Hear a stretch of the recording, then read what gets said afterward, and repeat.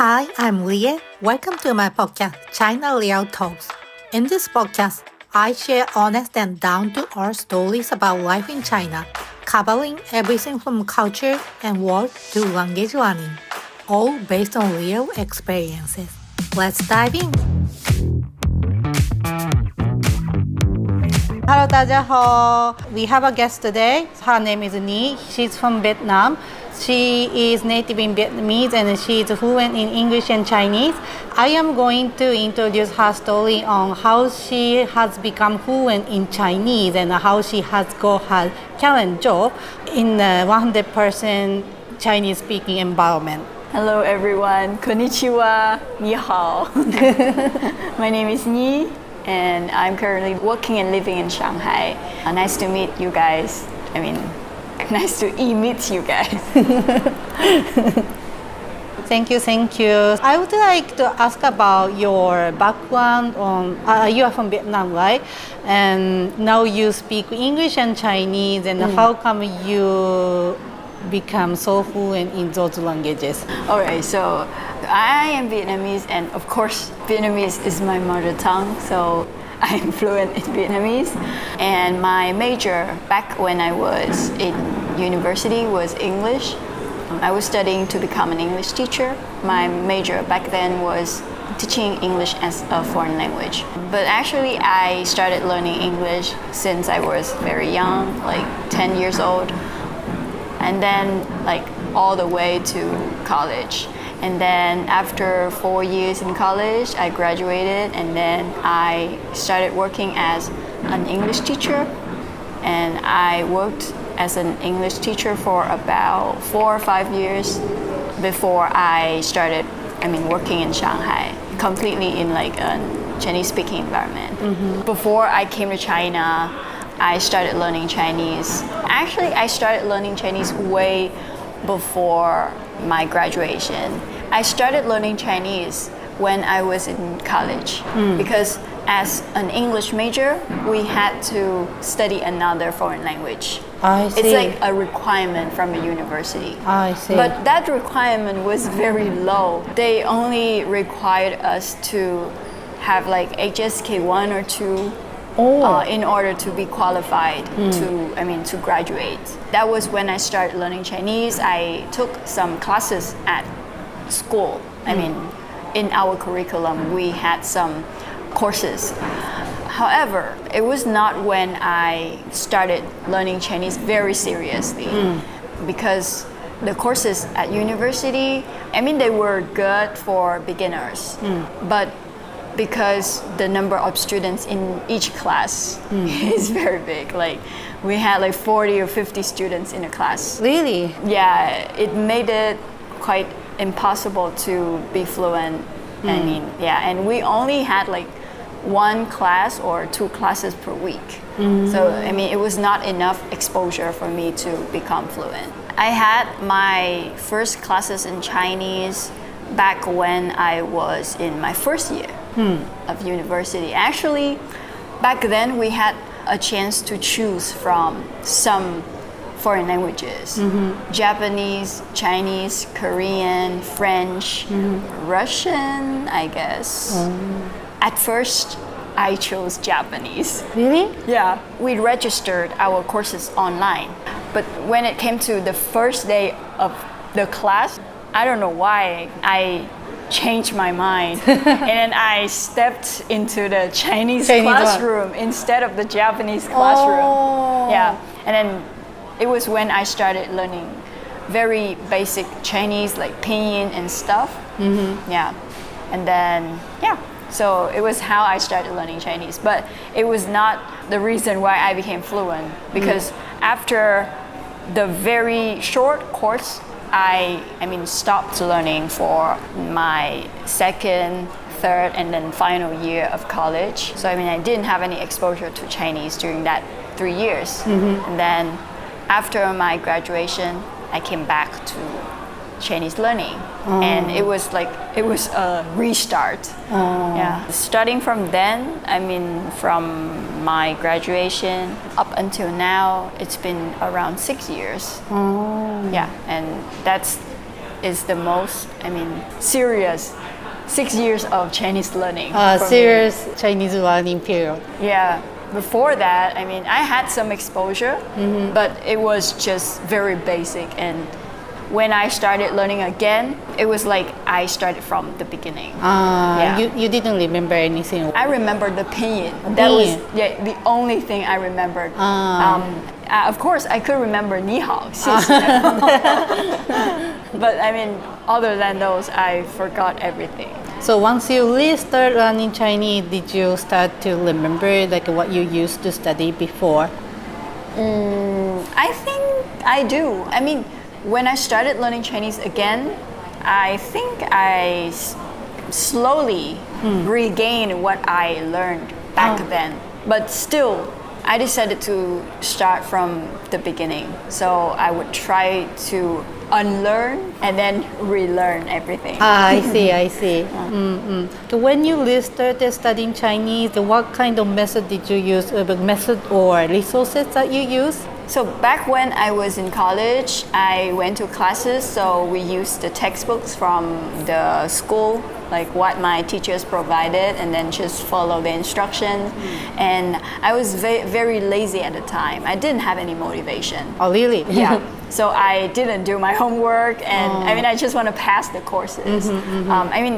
I enjoyed the classes. My teacher was very nice. I don't know why I had to study Chinese. It was just for my graduation, so I was not very serious. But after my graduation, I wanted to learn Chinese in a much more serious manner. I wanted to challenge myself. I wanted to challenge myself. I want to be able to speak Chinese, speak another foreign language. At that time, I was able to speak English, but for a Vietnamese, being able to speak English, it's nothing very, it's not cool, Like, I want to be able to speak another foreign language, and I believed it will open more opportunities for me. And that was true. At that time, I used an app to study Chinese, and then, I combined different methods, but the main resource I was using at the time was the app, and it's called Super Chinese. And then other than this app, I also I tried other apps too, but Super Chinese remained my main resource for study. And then I also watched a lot of videos in Chinese. Like I watched dramas? a lot of Douyin videos. I don't like dramas. I don't know why, but I don't really like watching Chinese dramas, even though I learn Chinese. It's weird, right? I don't watch a lot of Chinese dramas. Okay. I do watch some of them, but I'm not crazy about Chinese dramas. But I do listen to a lot of Chinese music. Actually, the reason why I restarted learning Chinese was because of my interest in the Chinese music. Chinese songs. Really? I was so obsessed with some Chinese songs at the time, and I wish I could be able to sing them. And that was how I restarted learning Chinese. And songs, apps, short videos on Douyin, and then sometimes I also watch YouTube videos. At the start, those were my main resources. Basically, you didn't have any particular teachers who teaches you Chinese? Yeah, at that stage, the second time when I restarted learning Chinese, I didn't have any teacher when I started. The reason why I didn't want to have any teacher was because I actually wanted to challenge myself to self-study this language. I see. Actually, I was the same. So I understand what you mean. Okay. So I understand that reading or listening wise, studying solo is no problem. But speaking or writing, you need somebody who can correct you. Yeah, that makes sense. So how did you do that?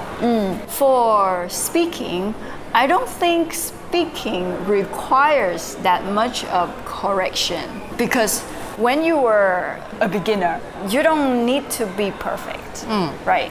When you are a beginner, what you need to do is to speak, to say something, to be able to produce very simple sentences in your target language. And in this case, it's Chinese. So at the beginning, I didn't really care about how correct I was, how accurate I was, how accurate my pronunciation was, and also my expression. I didn't care about them much.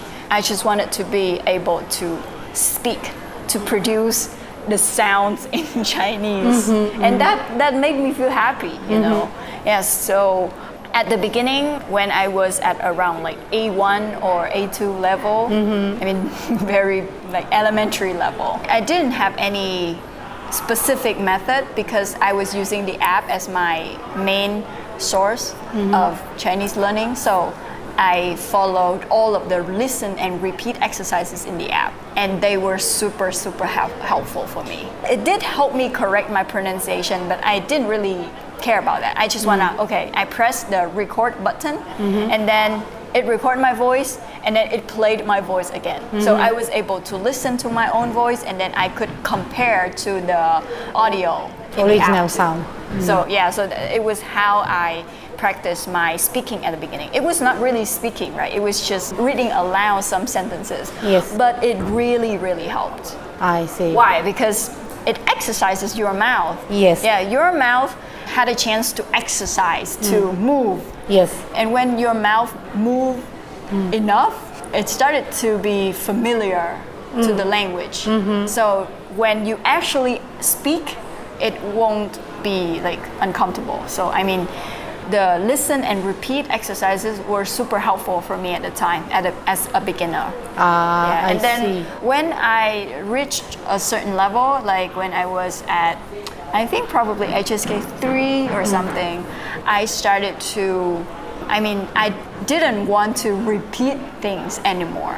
So I wanted to say something in my own words. I wanted to produce language. So it was when I started to do some, we could say it was some podcast in Chinese, but it was very basic. It was not like some show or, formal podcast. I wrote a short document, a few paragraphs. I wrote a few paragraphs of me speaking. I thought of a topic first, and then I wrote the paragraph. Of course, during that process, I had to use a lot of like Google Translate to help me make sure that my writing, of course, it was not perfect, but it was correct, it was fine. And then after I wrote the paragraphs, I would record myself speaking out that content. And of course, as very basic learner, you make mistakes all the time.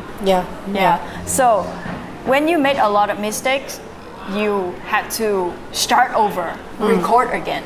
So I had to record that paragraph for like 20 or 30 times. Wow. And continuously using your mouth to speak the same content, that paragraph, really helped me to improve my speaking. Creating a random Chinese podcast in a very like simple topic, it really helped to improve my speaking at the time. Because when you do things repeatedly, you will improve.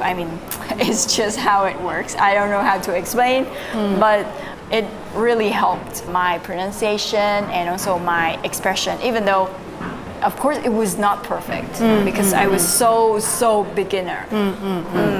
But it ended up helping me become my speaking become much better. That also give you a confidence, right? Expressing yourself in Chinese. And when I released my audio, I was doing it like on my iPhone, and then I add some background music, and then I posted on SoundCloud, and then I invited some of my Chinese-speaking friends and also some Vietnamese friends who already speak Chinese, and they would give me some comments, and I was very happy. So I can call it's like community learning. So I created my audio recording, and then I shared it with the community, and people would listen and then give me feedback, and that gave me a lot of motivation, and at the same time helped me improve my Chinese. I see. Yeah. So see. I think it is a very good way to improve your speaking when you have just started. Because when you start, it's very hard for you to like go to a club and speak to Chinese people. Yes. Yeah, it was, I mean, kind of impossible because when you see someone and you are nervous, right? And you don't know what to say. But when you write things down, you can write down, okay, 你好，我叫燕子，我是越南人. Then I will write them down all, and then I will record myself speaking that script. So when I have something to look at, I'm not nervous. But at the same time, I can also practice my pronunciation, and when I speak, my brain also, it was working all the time. So I mean, it helped me create some memory. So even when like long after I created that podcast episode, I still remember what I wrote there because I repeated that script so many times. And then when I actually have a conversation in Chinese, I can kind of use what I wrote when I speak to.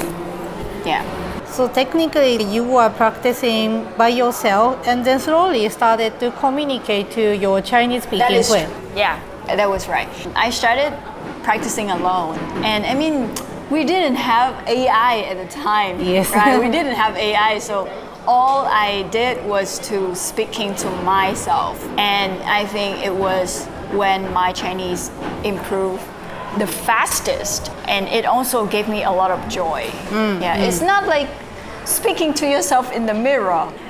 It's recording, and then you can hear your voice again.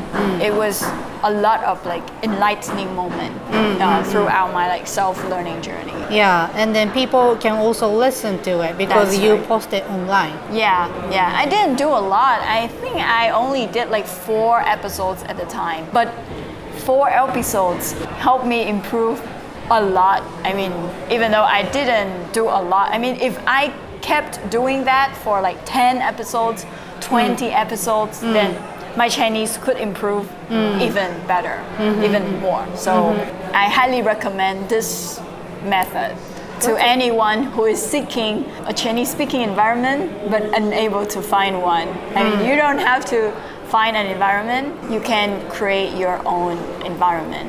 That's true. And sometimes you don't need a partner. You can speak to yourself, especially when you have just started and when you are not confident to have a conversation yet. Just speak to yourself, like write something down and then try to read the script. The good thing is now we have AI, and then if you cannot find anybody to practice with, you can still talk to AI. That is true. So we have a lot of methods. I mean, we have a lot of opportunities now. We have much more opportunities, many more opportunities now compared to the past. Except for AI, now we also have communities, like online communities and some apps that have chat rooms. You can go there and then find some speaking partners. Actually, we didn't have a lot of that back then when I was learning Chinese. But I mean, I still have the same, I still keep the same opinion. Like when you have just started practicing your speaking, do not speak to someone else. Just speak to yourself first. And when you are more confident to have a conversation, a proper conversation with another person, then you can go find one. And then eventually you moved to China for 1 year studying in Chongqing. What has brought you to study program in China? So it was closely connected to my Chinese learning experience. So I started learning Chinese in 2019. And then after 1 year, I was able to reach the HSK level 4. Then after I reached a certain level, I feel like I wanna take a test to test my level, to see how far I've come. So I decided to take the HSK test, even though I didn't have any purpose. I didn't know like why I was taking the test. But I ended up taking the HSK level 3 first and then number 4. And after I got the certificate, I thought it would be a waste if I didn't use my certificate. And then I came across the announcement for the Confucius Institute Scholarship. Oh. Yeah. And then, okay, so they require HSK, and now I have my certificate, so I can try. Oh. Yeah. So it was very coincident. I mean, it was just a coincidence. I didn't have any thoughts, and I didn't know about the scholarship until after I got my HSK certificate. And then I just applied, and fortunately, I got accepted to Chongqing University, and I got like full scholarship to cover my study in China. It was great, but unfortunately, it was the COVID-19 back then, so I couldn't go to China in 2020. And then it took me like another 2 years so that I could actually travel to China and studied in Chongqing University. Yeah, and it was a 1-year course, and I had to say it was the best 1 year of my life. Really? Yeah. Why? Because after I've graduated from university, I started working. And then after like 3-4 years of working, I came back to school. And that feeling was so amazing. You know, like when you had to work for a long period of time and now you can take a break and then go study in a new country, immerse in a new culture. And the most important thing is that there was no pressure, because this course was just Chinese language and culture. So there was no academic pressure at the time. So I just immersed in the Chinese language and also immersed in the Chinese culture. I didn't care about anything. I was enjoying myself a lot. It seems like you can fully focusing on to studying itself, like, you know, not worrying about getting a degree or, you know, getting a high score at the test. Yeah, so, and I was paying full attention to my experience at the time. So I participated in a lot of activities, and I traveled a lot. I mean, I traveled to different cities in China. So during that 1 year, I traveled to like 20 different cities in China. Wow. Yeah, so I just traveled anytime I had, I mean, when I had time. So yeah, it was great. I still remember like that time when I was in Chongqing. It was so great. Yeah. So by the time you finish your course at Chongqing University, did you start to thinking that you would like to stay in China and work here? That's an interesting question. I actually thought about working in China way before I finished my course in Chongqing University. I mean, after I arrived in China for about 3 months, I already started to have that thought. I didn't take any specific action. I did look for opportunities online, but because my background and also my experience, I don't think they were a very good match for the Chinese workforce. I mean, I don't feel like any Chinese company would need a person like me. Yeah, because I didn't have any specialty. I was just an English teacher back then. And I mean, I had some experience in other fields, but they were just not enough for me to be hired. So it was just a random thought at the time. But I mean, since I started learning Chinese, I used the Super Chinese app, and then the way the app transformed my Chinese learning, it inspired me. It inspired my interest in the educational technology industry. In 2020, I already started to think about going to China and work for Super Chinese. Oh. Yeah, in 2020, when I used Super Chinese for like 1 year. I was so in love with the app that I wanted to work for Super Chinese at the time. But I mean, at that time, I didn't have any experience. I was just a fresh graduate. So, but at that time, I sent an email to Super Chinese. Really? Yeah. Saying but, that. I mean, nobody read my email at the time. But everything is like, you know, connecting the dots. So I started learning Chinese with Super Chinese. I became interested in educational technology, and then I got fluent in Chinese, and then I went to study in China. So I think everything is connected. And then after my graduation in China, I started to think seriously about this. So during my trip, my visit to Shanghai, it was just like my trip, like a normal travel. I decided to visit the Super Chinese office in Shanghai. I didn't really have a specific purpose that I was looking for a job. I mean, I did have that purpose. I did have something in mind. Okay, so I want to see who are behind this product. Yeah, and I want to talk to the people who created this amazing product that helped me improve my Chinese and helped me change my life. So after I went to the office, I had a conversation with the CEO, the founder of Super Chinese. I got to meet the team, and then we had a great chat. And they said they were looking for someone in the marketing team. And then, so I think, oh, why not?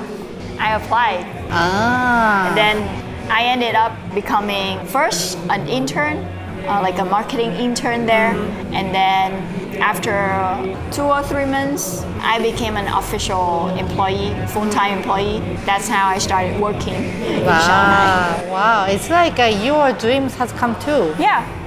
So when I opened my mailbox, I can still see that email I wrote to my founder at the time. And I mean, sometimes I got emotional because, yeah, it was really a dream come true. And if it is not Super Chinese, then no other companies in China would hire me. Wow. I have to say this, because my experience as a user helped me get this position. It's not my professional expertise or something. It's just, okay, I am a long-term user. I used the app for 5 years, and I understand the app so much. That makes me a great fit for the job in Super Chinese. Because your job is all about encouraging people to use the app. Yeah, and I have my story, so I can tell this story. And I can also look at things from the perspective of a user. And it's much better than like someone who created the product. So that is how the founder saw the potential in me and then gave me the opportunity to be in the team. I think that nothing more powerful than the people's testimony, like personal experience. Yeah, I can also tell that you are a perfect fit for the role. Yeah. We have known each other for 5 years, Yeah. right? We have seen each other's Journey. like Chinese learning journey. So then I could obviously tell you that how far you have come, and like you are very different from 5 years. Yeah, I can tell.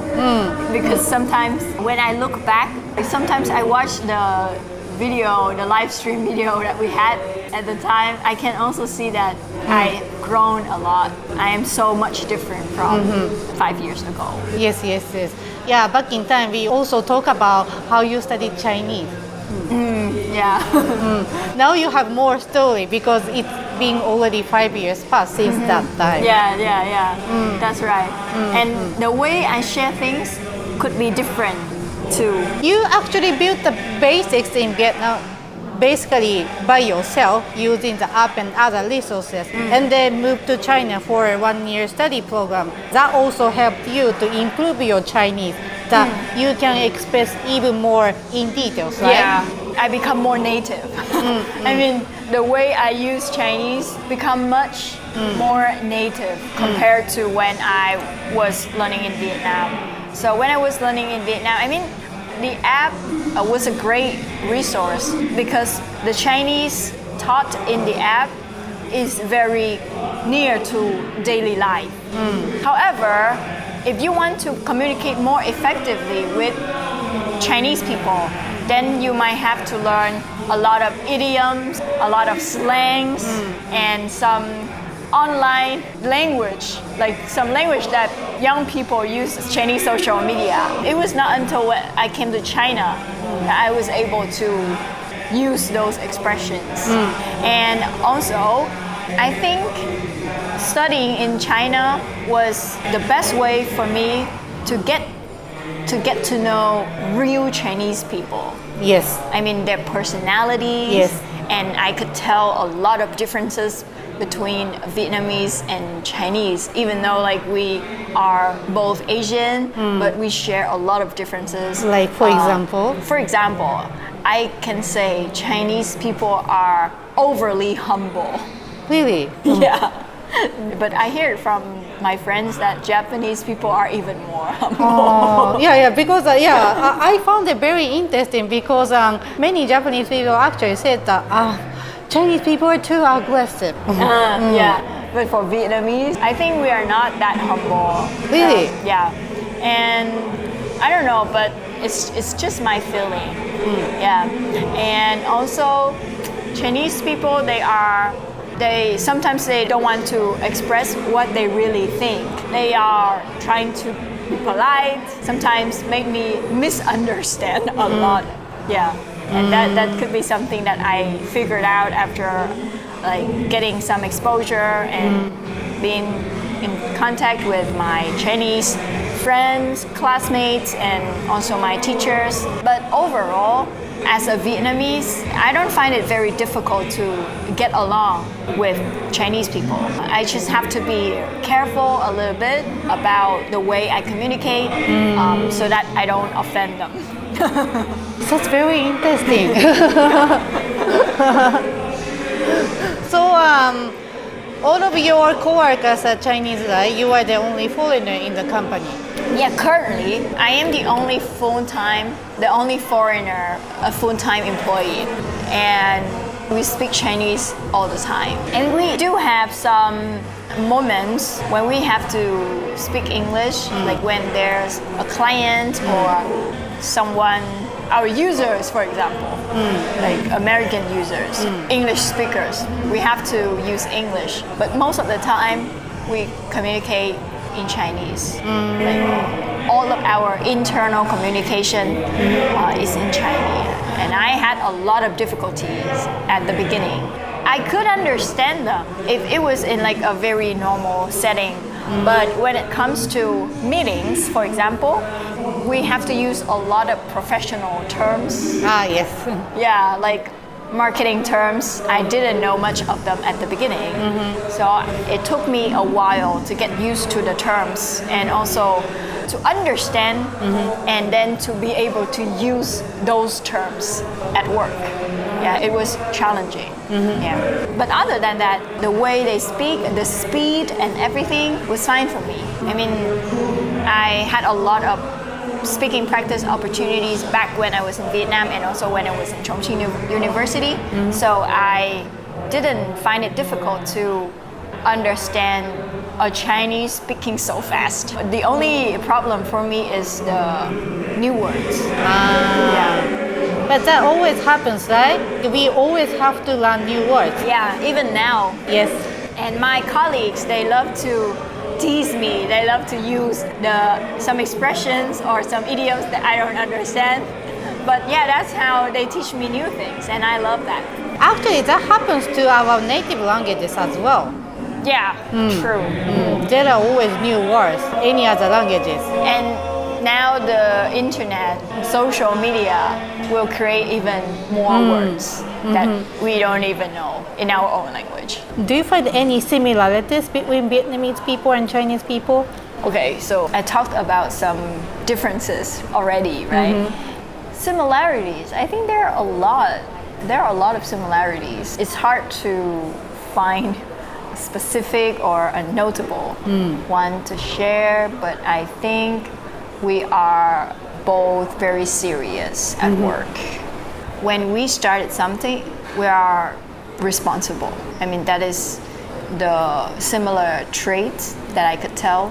When I work with Chinese and when I work with Vietnamese, I think we both share the sense of responsibility, strong sense of responsibility. I know it depends on person to person, right? But most Chinese people I know and most Vietnamese people I know are all very responsible. I actually understand that. Because now my team has members from other countries too, like from Indonesia, from South Korea, from Thailand. So I can, even though it's a Chinese company, but the marketing team is quite international, so I can tell some character traits. So what I see, like the similarities, it could be like that sense of responsibility, and also maybe to some extent we are also very sensitive. Like we don't want to upset other people or don't want to offend other people. We always try to be polite, and that could be some similarities. It's very interesting to hear the story because between Japanese and Chinese people, we always find so many similarities or differences. But when it comes to Vietnamese and Chinese, it's different. Similarities or differences are also different. Yeah, of course. Even though we are all from Asia, but we're from different countries, and of course the culture and everything will be different. Now you can use your Chinese for work. Is there anything that you would like to do or you would like to challenge in the future using the language proficiency? I think I know what you mean. I actually wanted to start something like YouTube channel or a TikTok channel, something like that. Because in my work, I do a lot of video editing. I didn't know how to edit a video at the beginning, but thanks to the job, I learned how to do that, and I found it quite interesting. So probably I might consider starting something like that in the future. And I'm going to speak Chinese in my vlogs or things like that. Probably you can do a vlog. Yeah, I try to do some, but I don't have enough time for editing. I mean, work is super busy recently. We have so many campaigns to run, so it's quite difficult to commit to doing something like that. And I currently have an online English club. So in the future, I might consider organizing a Chinese club. Yeah. Oh. So I've been running this online English club for about 5 years already. Wow. Yeah, it is called Sunday Talk. It's a place for people to like come and speak English together. Like we only allow speaking English in the club. And I think this model, this format, it worked quite well for my English club. So I might consider organizing the same event, but in Chinese. That's nice. But I mean, it's not gonna happen anytime soon. You can always start. Yeah, but I need to commit to it. Yeah. I can't now. I cannot commit to any big project. Yeah, when you think that it is a time to start, it's not too late. Yeah, I can always start anytime. I have a lot of ideas in mind. It's just the time issue, right? yeah, and I think I have to prioritize work at this stage of my life because back when I was a teacher, an English teacher, for the past like 4 or 5 years, even though I was working, but I spent too much time on my side projects, and I didn't think I did well at work. So now I learned the lesson. Now I am being very serious with work. I want to do a good job at work first, and then I'll think about my side hustles later. Yeah. Once you have good result at work, that will bring you to a better future. And then probably you can become a person who can do what you want to do in the future. Yeah, so I have to get one thing done first, then I can do others. Yes, Yeah. yes. If I am not good at my work, how can I even be good at other stuff, right? So I think I'm going to do best for my work first. That's a very good attitude, I think. Yeah, I hope that I can maintain this attitude. I've been working for a year. So I started last year in June, and now it's like 1 Wow, year. My work already. anniversary. Already. Yeah, so fast. Yeah, I still remember the day that you started working. Yeah, so fast. I look forward to seeing your journey. Yeah, I'm always happy to share them with you, to share whatever steps I'll be taking in the future.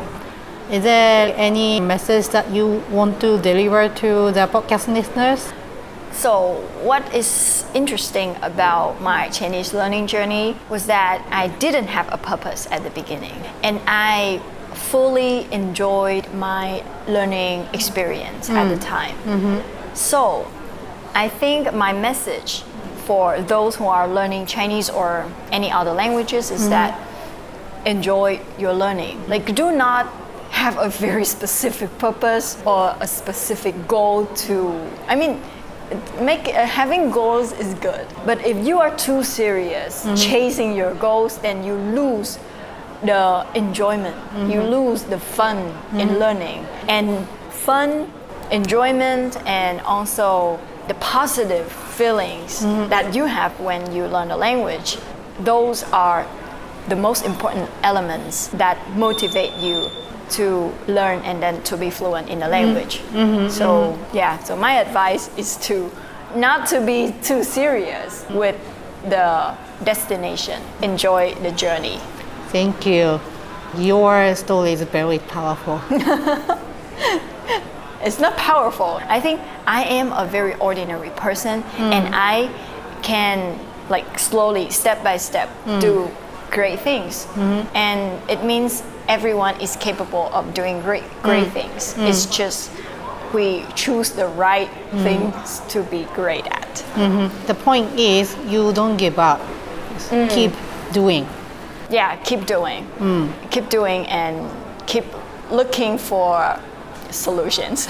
Yes, that's very important. Yes, consistency is important. Yeah, that makes a lot of sense. Especially when you learn a language. Consistency is super, super important. Yes. Even if you only study 10 minutes, 15 minutes a day, but you do it every day. Yes. Yeah, it will make a big difference. Yes. 1% better every day. Yes. Yeah, that's always Yes, even 1 new word at a time, 1 new word a day will make a difference if you continue. Right. Yeah, that's right. So don't give up, don't stop. Thank you very much, Nhi. You're welcome. I enjoyed the conversation. Sometimes when I share something in English, I feel like my logic is quite messy. So I hope people, the listeners, are able to understand what I trying to convey. I would like everyone to understand that she is already speaking, sharing her story in her non-native language or second language. So I think it's already amazing. Thank you. I don't use English very often now, so my English is getting worse. Today, this conversation is a great way for me to practice my English speaking. Great. Thank you. Thanks so much for listening. I will keep sharing real stories that show what China is really like. Follow the show and stay tuned. If you have any questions or comments, feel free to send me a message. See you next time. 下次见.